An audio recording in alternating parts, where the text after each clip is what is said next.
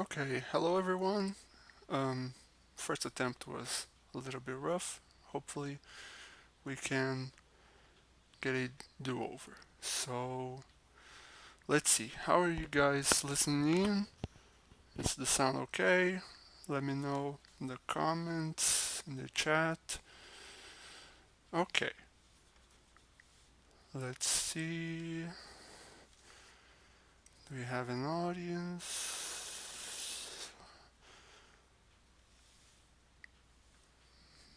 Hmm.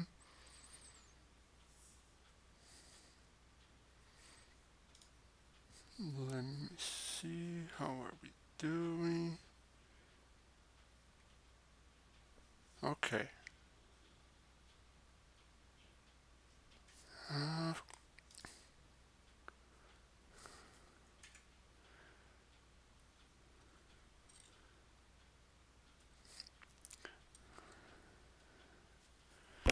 okay. So, hello everyone. Good morning. My name is Dr. Julian Silveira, and I am a postdoctoral researcher for the Center for Innovation on New Energies, Cine, Division 4, Computational Materials Science and Chemistry.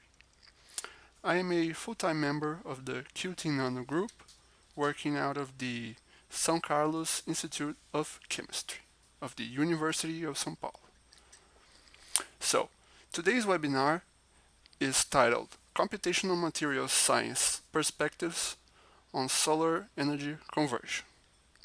In this webinar, I will be presenting some context on the current state of the global energy matrix, talk a little bit about solar energy in general, what are the principles that govern solar energy conversion, and discuss some of our research efforts in this field.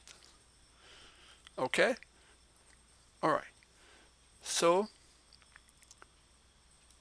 let's see a little the outline of this presentation. So, what we'll be discussing today is initially some perspectives on the current global energy matrix. So, what is our state right now? Some principles of solar energy conversion, and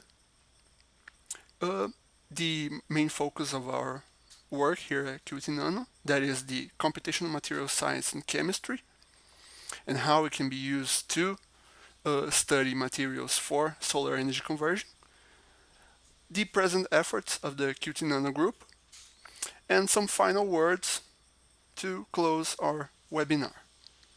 Okay? So, let's start with a little bit about where we're at. So, what does it mean in our world to have quality of life? Well, in the vast majority of civilization, quality of life basically can be reduced to having access to energy and access to products and services which rely on energy. All of this while maintaining a healthy environment in which to live in. So this is a very broad assumption, but it's one that is very valid for the greater portion of our civilization. So, the more that individuals are aiming for this goal, it means that we can expect our energy consumption to grow over the years. And if we combine that with our current trend of population growth, we can expect an even higher growth, as we can see here in this chart. So this data is from 2015, and you have population, energy demand, and if we consider that we are in the year of 2020, and we are almost at the brink of 8 billion people, we can expect that these numbers and these projections will be even higher. So, let's see what our energy consumption looks like right now. So, if we take a look at the chart of energy consumption right now, we can see that there's a heavy dependence on fossil fuels, non-renewable fossil fuels. So, we can see here that 80% plus of the global energy is tied to non-renewable fossil fuels. I promise I won't say fossil fuels again. Renewable energy, on the other hand, accounts for less than 15%, with hydro energy being the most prominent one, as you can see here on the charts to your right. So, what does it mean for us and our current state of affairs? If we look at what we saw before, we can see that this current global energy matrix is not sustainable. What does it mean? It means that if we continue to use finite resources in a growing manner, the perspective is that we will eventually run out of said resources, and our descendants won't be able to enjoy the quality of life most of us can enjoy today.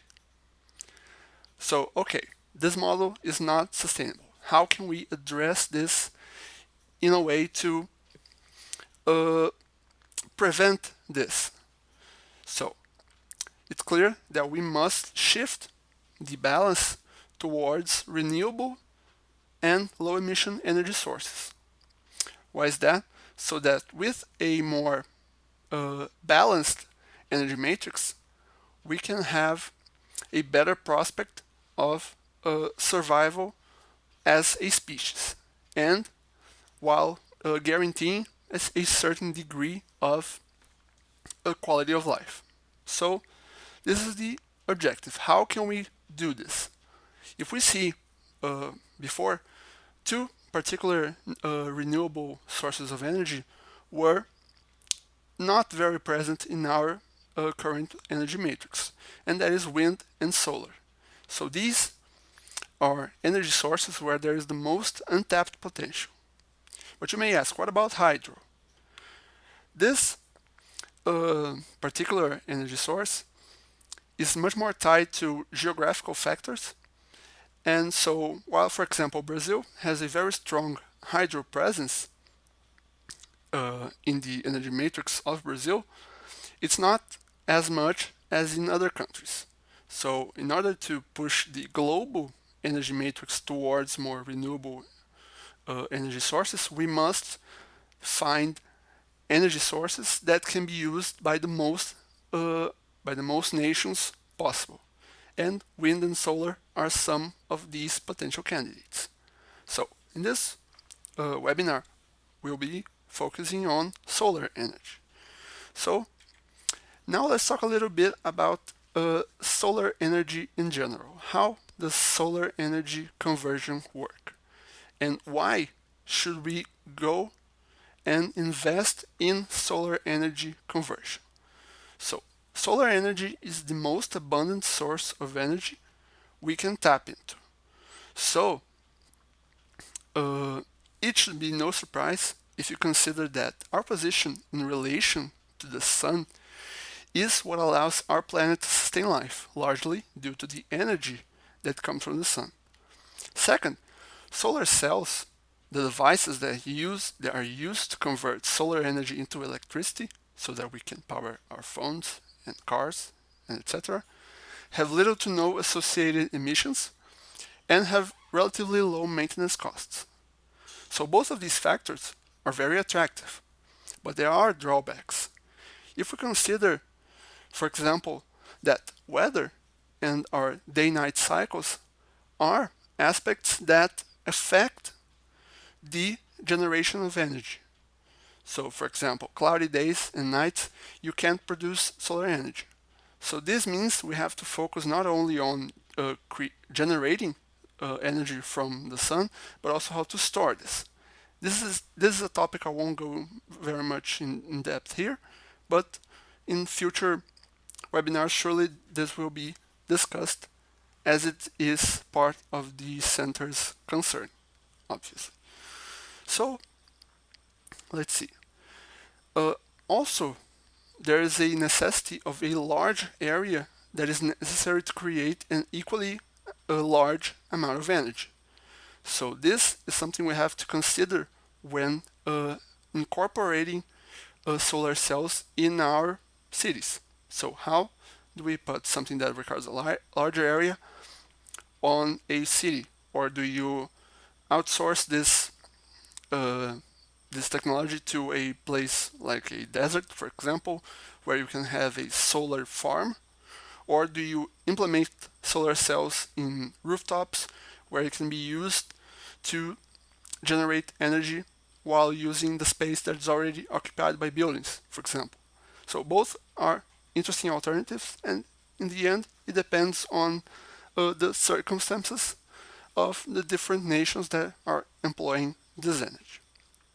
Also, and this is the final point for this talk, it is a relatively large initial investment on solar cells. So while over the past decade this cost has been decreasing, it's still very high.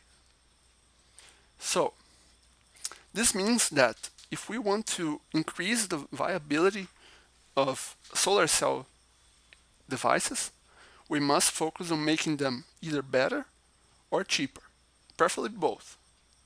So if we can make cells that can produce more energy at a lower cost, we can be creating much more opportunity for use of solar energy in our current global matrix. Okay? So,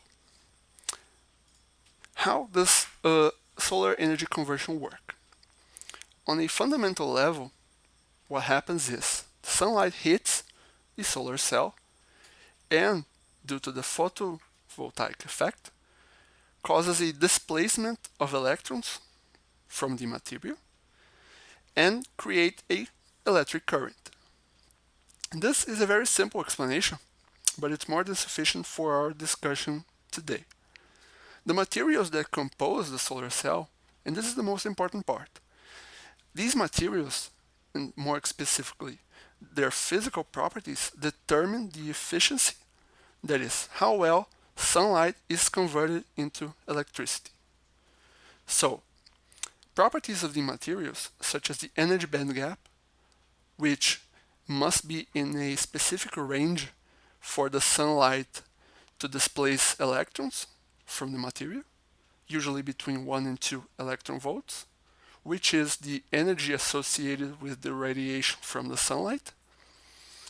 The electron mobility, which can affect how the electrons move in your material. And the absorption coefficient, which describes how much light your material absorbs. These are some of the properties which influence how well a material can be used in solar cells. But these are far from being the only ones that matter. These are just some of the most essential to the correct functioning of solar cells.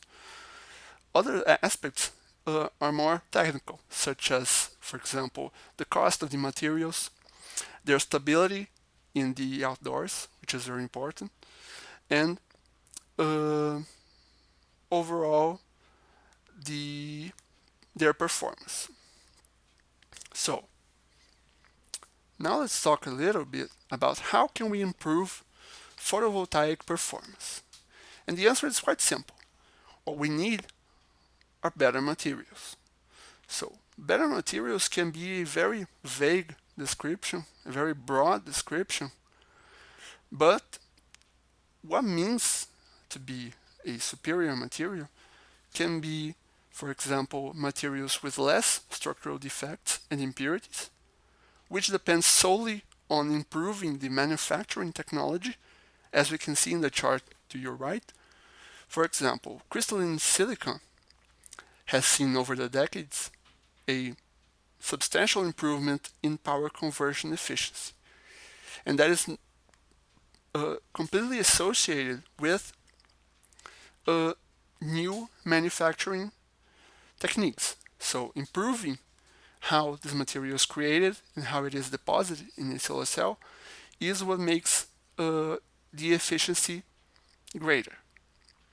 On the other hand, it can mean, for example, new materials with physical properties that are more suitable to solar cells than existing materials.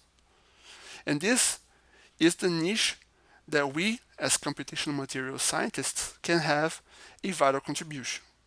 So, in the next topic, we will be discussing how we can use computational materials tools to assist in this endeavor. Okay? So, computational material tools are tools that basically allow us to characterize materials. Again, this is a very broad and vague description, because in this case it depends very highly on what modeling we are using to describe our materials. For example, molecular dynamics allow the study of large systems of atoms. However, it doesn't allow the study of electronic properties, which are very important for us to characterize materials for solar cells. On the other hand, density functional theory allows for a deep analysis of the properties of materials, but it's limited to smaller systems. So the overall message is that the more complicated your model is, the more information you can get, but the more expensive it is. So our works tend to go towards these high-cost methods, but it should be said that all methods can provide a valuable contribution as long as they are done correctly.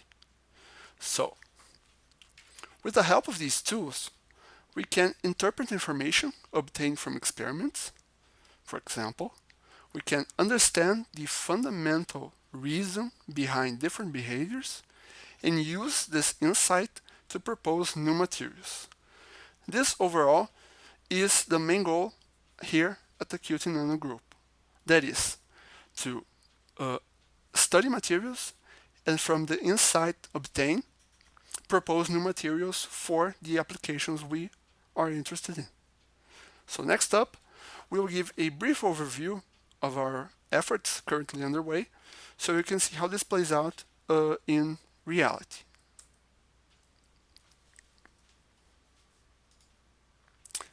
So, for example, in Project 18, which is the project I'm currently inserted in, we study materials that are in the spotlight, no pun intended, regarding solar cells.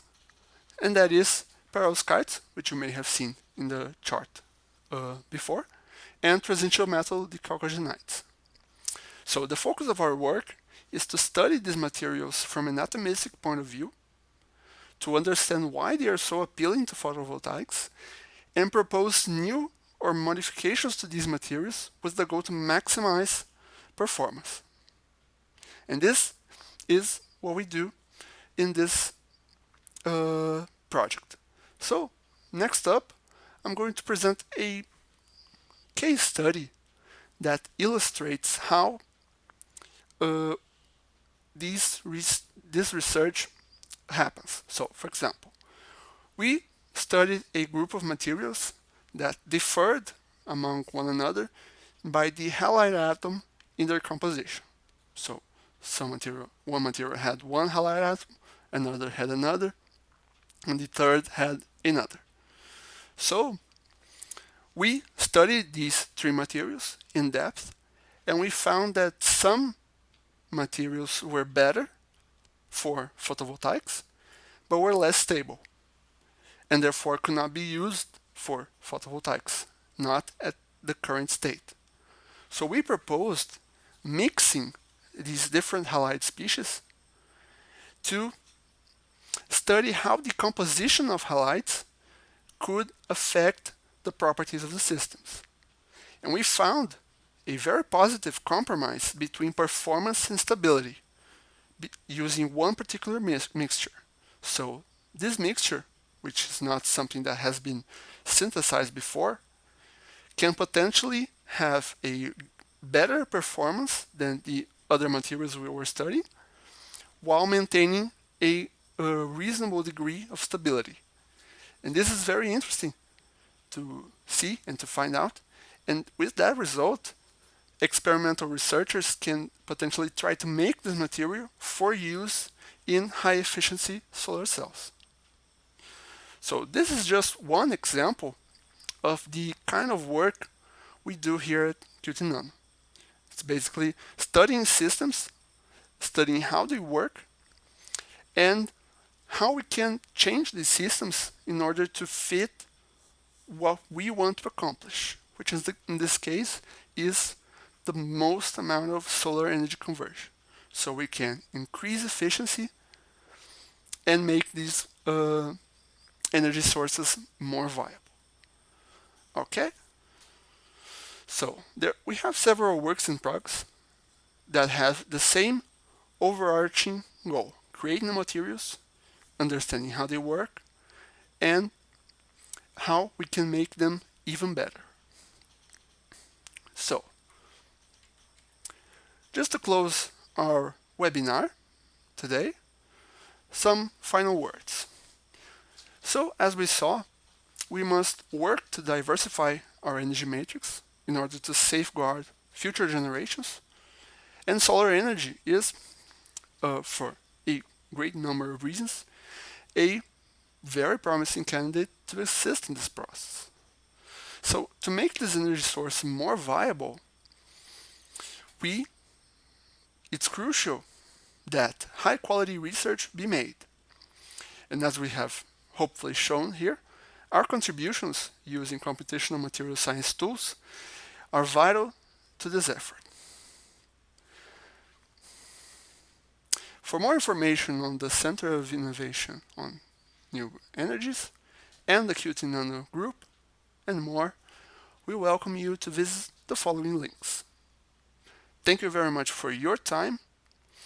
I would just like to ask you to like this video if you enjoyed, share it with your friends and colleagues, and before we sign out, I would like to give you a quick PSA on our current situation regarding the current coronavirus pandemic.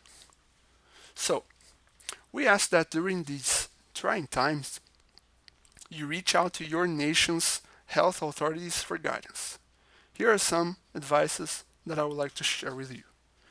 First of all, be aware of misinformation online, seek reliable sources, and don't believe in magical cures. Stay at home as much as you can, avoid crowded places, wash your hands thoroughly with water and soap, stay hydrated, keep a balanced diet as best as you can to keep your immunity high, and most importantly of all, stay safe and stay strong. Thank you very much.